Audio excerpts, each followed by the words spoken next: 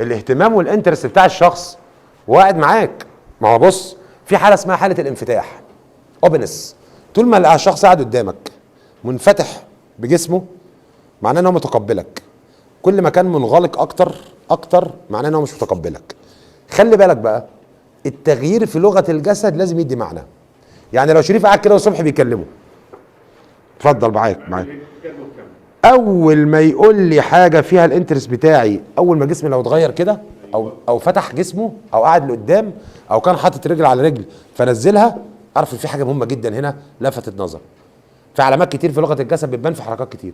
عارف انت بني ادم يبقى داخل متكتف ولابس كرافات وبدله وبتاع وجاي قافش، عارف اول ما يرتاح للناس اللي حواليه، عارف اول ما يبدا يعمل كده، عارف لو قلع الجاكيت مثلا وحطه على كرسي اعرف ان هو بقى ايه، ارتاح، بقى فاميليار. ففي شويه علامات كده لازم العين دي الصينيين عم بيعملوا حاجه مهمه جدا، ولاد الذين برضه.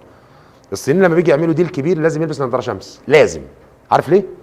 وهما بيتكلموا في الديل والشحن و معظمهم اغلبهم يحب النضاره الشمس، علشان حدقه العين دي لما حاجه بتيجي في اهتمامك في اللاوعي غصب عنك ما تعرفش تتحكم فيها، عينك بتوسع من جوه شويه، بيبقى في لمعه في العين.